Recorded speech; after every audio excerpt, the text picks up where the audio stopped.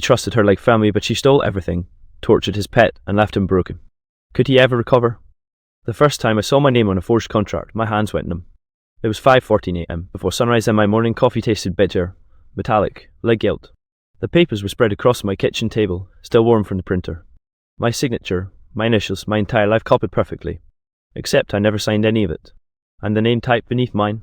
Sophia Reynolds. My stepsister. I stared at the documents, trying to breathe through the rising panic. That was the moment I realized someone I loved like blood had stolen everything. But what led to the kitchen table, the bitter coffee, the fraud that would bankrupt me and drag my name through the news, began months earlier at a quinceañera I almost didn't attend. Sophia and I weren't close growing up, but after mine, I thought she was the only family member who didn't look at me with pity. She'd call before sunrise, sometimes checking in, saying, "You're stronger than you think, Tim." Her voice was soft, always coated with the faint scent of her perfume Dior, expensive, overwhelming. Back then, I was still living in my late father's old house on Auburn Street. On the mantel sat a family photo from 1998, Dad, me, Mom before she passed, and a small gap where Sophia stood awkwardly, recently added to the family after Dad remarried. I used to glance at that picture while paying bills, trying to remember what peace felt like. That morning, my utility bill was $234. I remember because I'd been counting every dollar since the drained me. Sophia offered to help me invest. She said she had experience in real estate and that together we could rebuild what I'd lost. I wanted to believe her gut. I needed to believe her.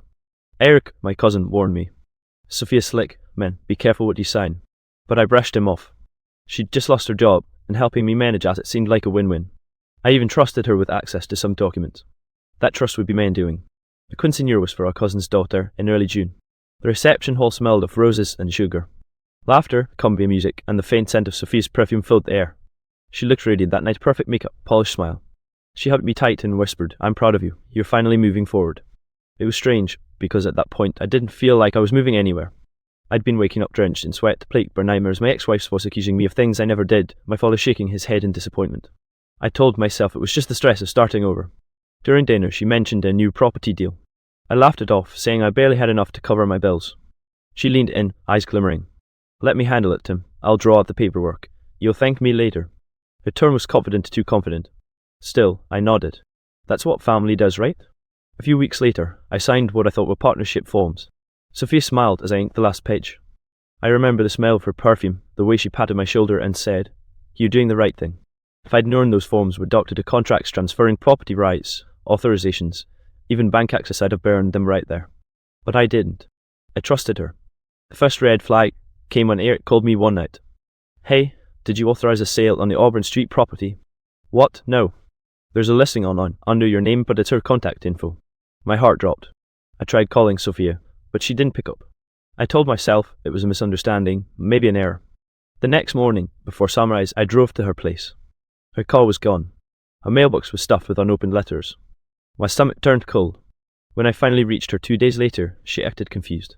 "Tim, what are you talking about? I'd never sell your property. You must have misunderstood something." She smiled sweetly, as if I were the crazy one. But something in her eyes, something flat and rehearsed, told me this was just the beginning. That night, I couldn't sleep. I kept pacing in front of the mantel, staring at the old family photo. I whispered, "Dad, what have I done?" The next morning, I called the bank. They confirmed my accounts were being investigated for suspicious activity. That was the first time I felt real fear, not the kind that makes you scream, but the kind that silences you completely.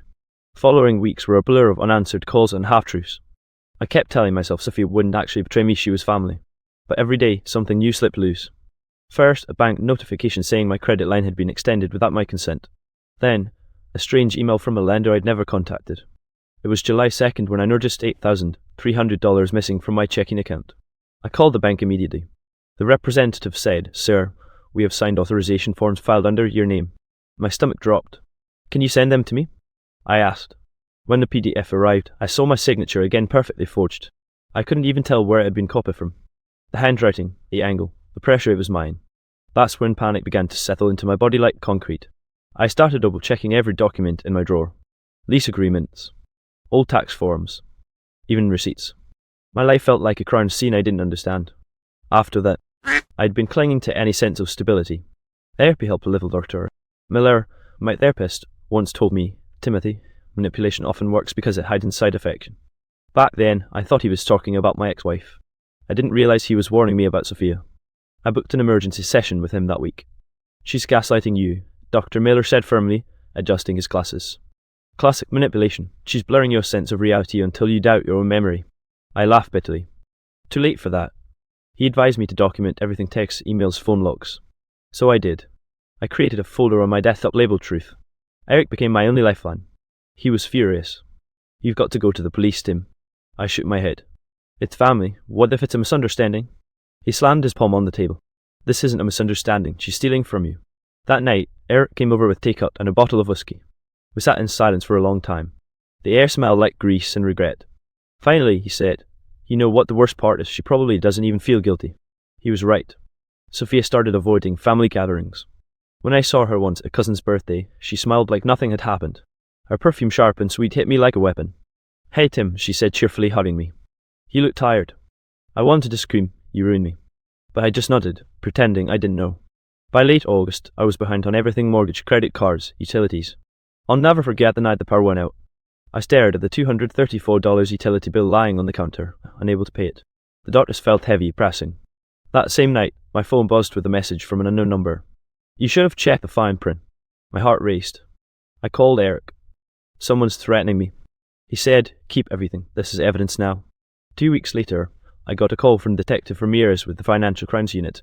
"Mr. Turner, we're investigating identity fraud involving several real estate documents under your name." I froze. "You mean someone else filed the report?" "Yes," he said, "and the signatures match yours." When I went to the station to see the evidence, the detective placed the papers in front of me: contracts, deeds, loan requests, all bearing my name. "Do you know Sophia Reynolds?" he asked. I nodded weakly. "She's my stepsister." He exhaled slowly. "Then you need a lawyer." The community turned cold. Rumours spread that I'd been running scams. Someone posted about me on Facebook: "Local man caught in real estate fraud scheme," and my photo from the quinceañera circulated. One afternoon, the grocery store clerk Marcy, who'd known me for years, froze when she saw me. "Oh, it's you," she whispered. The customer behind me muttered something about people like that.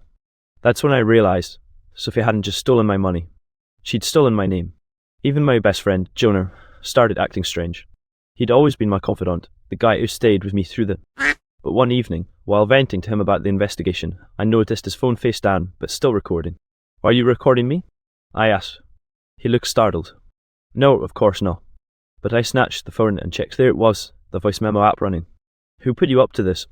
I demanded. He hesitated, eyes darting. "She said it was for your protection." I felt something inside me break. Even my best friend was feeding information to her. That night, I tore down the family photo from the mantel and smashed the frame. Glass scattered across the floor like the pieces of my old life. I didn't sleep for 2 days. When I finally did, I dreamed Sophia was standing at the end of my bed, whispering, "You signed everything, Tim." When I woke, I realised that the nightmare didn't end when I opened my eyes. It was my reality. It was September 11th, when the full scale of Sophia's betrayal hit me. I had been combing through my Truth folder for hours, drinking bitter coffee straight from the mug that still smelled faintly of burnt beans. That's when I found a file labelled Pet Confidential. My hands trembled as I clicked it open. Photos. Videos. My dog, Max, terrified, locked in a cage. Sophia standing over him, laughing. I vomited on the carpet. The stench of her perfume seemed to seep out of the screen. I couldn't breathe. The grief and rage consumed me in waves. I had loved her like a sister, and she tortured my pet just to prove she could. My trust, my affection, everything I thought bonded us, was a lie. A week later, a whistleblower finally came forward, Marlene, Sophia's former assistant. She handed me stacks of documents showing Sophia had forged contracts not just for me, but for at least 4 other relatives. Real estate, bank accounts, even inheritance claims. Every transaction was perfectly engineered to look legitimate. "Timothy," she said softly, her voice shaking. I tried to stop her. I even left anonymous notes, but she threatened me. I couldn't deal with anything alone. I held her hand. My heart was fractured, but a small ember of relief glimmered. Someone finally knew the truth. Then there was Jonah. The betrayal cut deeper than anything.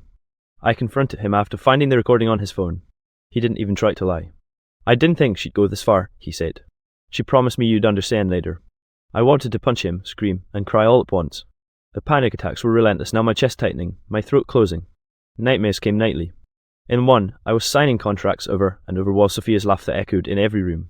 Dr. Miller said during therapy, "Timothy, what she did is rewired your thinking, your condition to doubt yourself, second-guess everything." I nodded numbly, knowing he was right. Even my most basic decisions were clouded by fear and suspicion. Socially, the damage was catastrophic. At work, colleagues whispered, "Did you hear what happened to Tim? The crazy stuff, family drama gone wrong." I felt eyes on me, judgment burning in every glance. Even strangers recognized me. At the grocery store, the clerk, who used to smile warmly at me, said, "Aren't you Tim Turner?"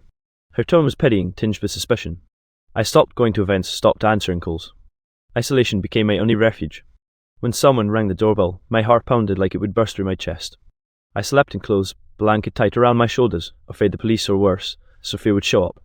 Then came the shocking revelation, the extent of the financial and emotional abuse. Sophia hadn't just forged contracts, she'd stolen my entire retirement, drained my savings, and even falsified a few legal documents to paint me as the perpetrator. Authorities opened multiple investigations.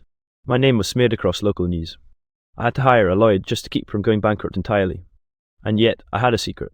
I had been documenting everything: text messages, emails, receipts, timestamps, recordings. I created an organized folder, cross-referencing dates, amounts, locations. It was exhausting, obsessive, and terrifying, but it was the only thing keeping me sane. At home, every object reminded me of the betrayal. The coffee mug with lipstick stains from her last visit. The family photo on a mantel, now dusty and crooked. The $234 utility bill I still couldn't pay. Everything screamed, you trusted her. She destroyed you. And yet, somewhere in the wreckage, I felt the first flicker of determination. If I could just hold on, just keep documenting, I might have a shot at reclaiming my life. Eric stayed by my side, helping me organize evidence, calling lawyers, and holding me when the panic attacks came. He didn't judge. He didn't blame me. He just said, we'll fix this, Tim, one step at a time. Marlene's whistleblowing and my secret documentation set off a chain reaction. Authorities started connecting the dots. Others who had been quietly hurt by Sophia came forward. I wasn't alone in this nightmare. By late September, I was still traumatized to nightmares, panic attacks, trust issues, but I was also armed.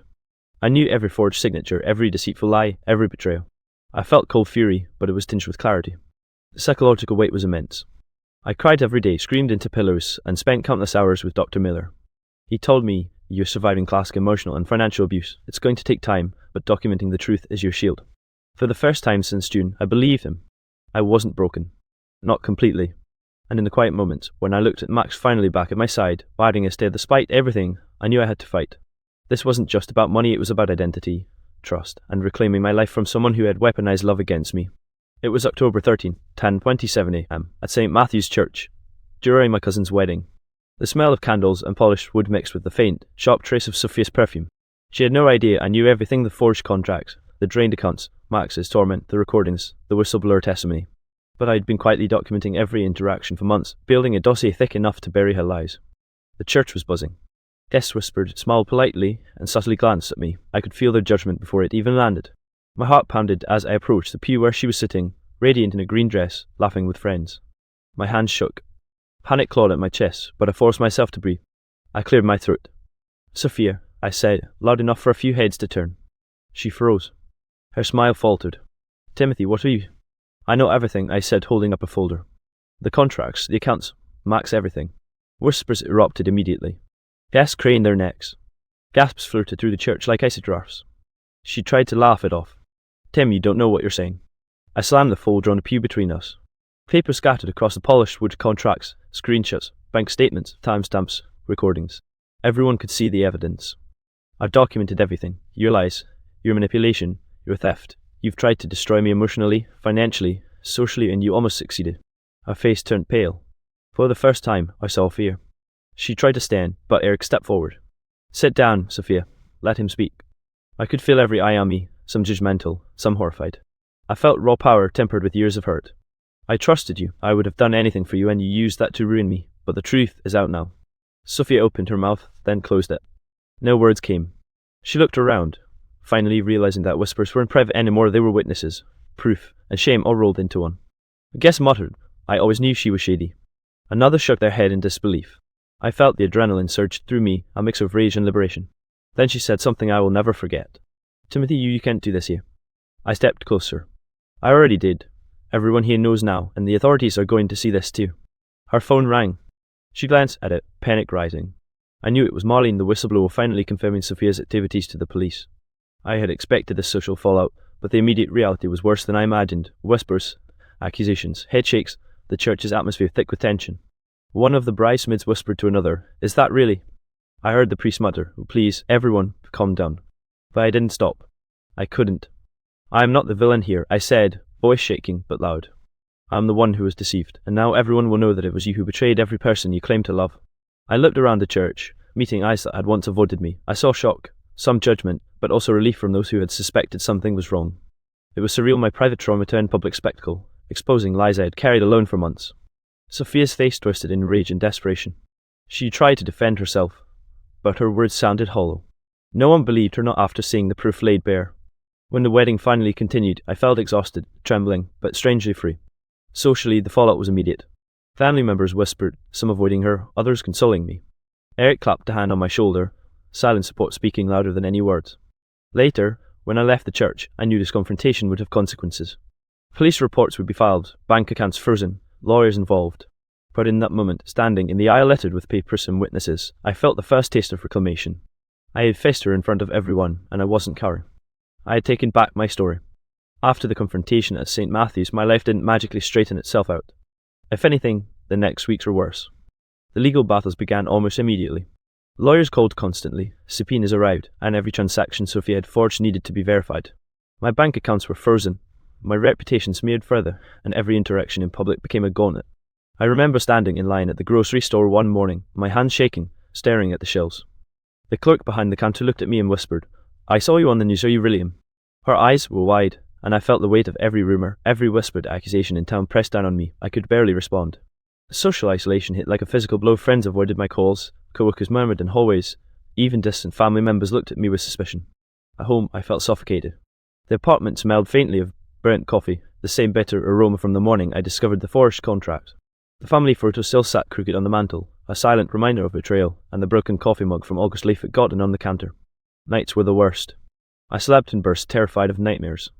Every time I closed my eyes, I saw Sophia's face over Max's cage, her laughter echoing through the empty rooms. Dr. Miller at my therapy sessions twice a week. "Timothy," he said, "you're experiencing classic trauma responses, hypervigilance, panic attacks, trust issues. What you've endured, financial, emotional, and psychological abuse is severe." I nodded numbly, too exhausted to speak.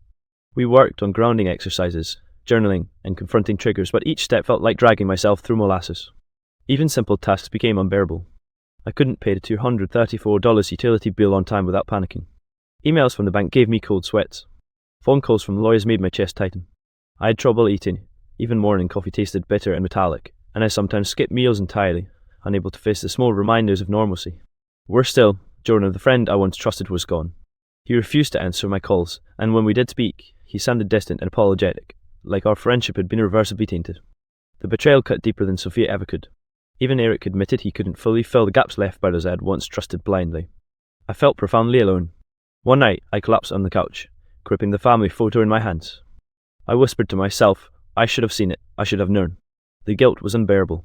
I was drowning in shame, grief, and rage.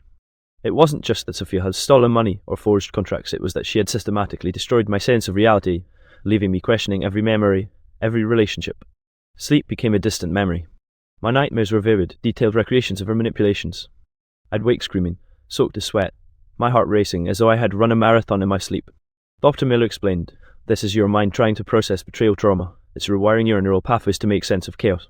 But knowing it intellectually did little to stop the physical symptoms, the panic attacks, the intrusive thoughts, the crushing weight of paranoia. Even public life was unbearable. Someone always recognized me.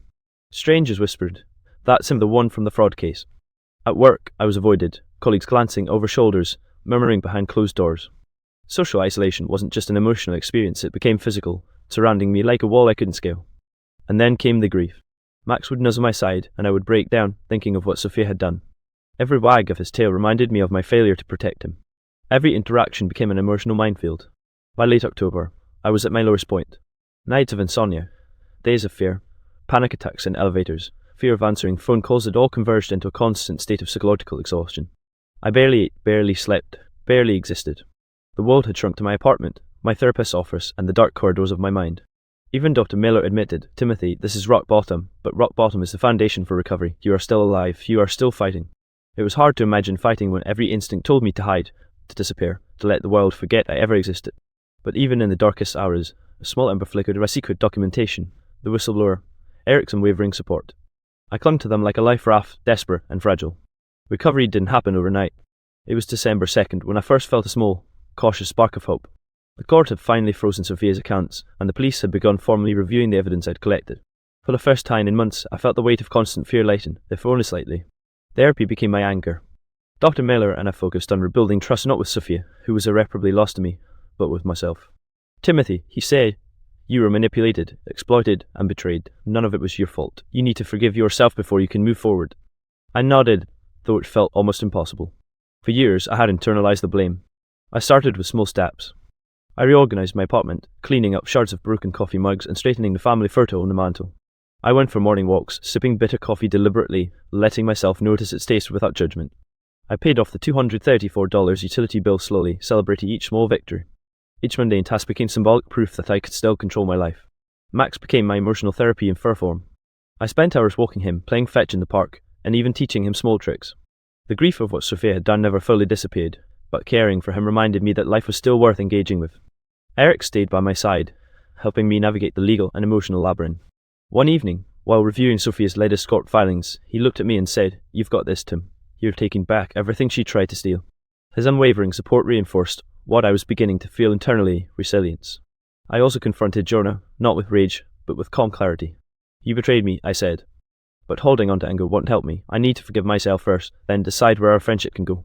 He apologized, truly, and while we aren't as close as before, I feel lighter having released that resentment. The real turning point came when I presented my documented evidence to the authorities.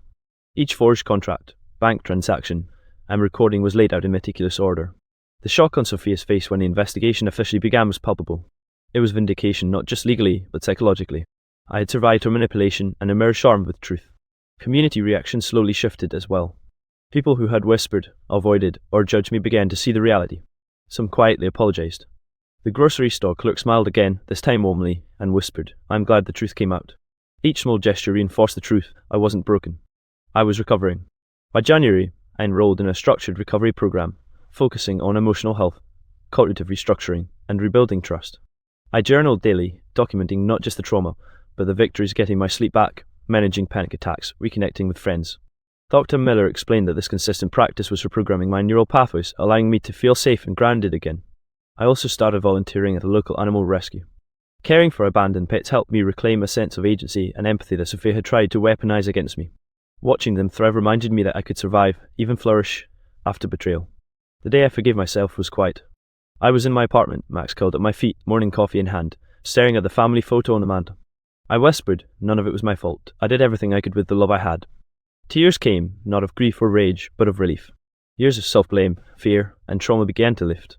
I had been deceived, betrayed, and nearly destroyed it, but I had survived, fought back, and reclaimed my life. Today, I'm stronger, cautious but open, and able to trust selectively again. I've rebuilt my finances slowly, repaired friendships, and even reconnected with family members who chose to believe in me. I still carry scars and nightmares occasionally resurface, and the taste of bitter coffee still reminds me of June, but they are reminders of resilience, not failure. I finally understand. Sophia's betrayal does not define me. Her manipulation does not dictate my future. I forgave myself. I rebuilt my life, and I know now that even after the darkest moments, reclamation is possible.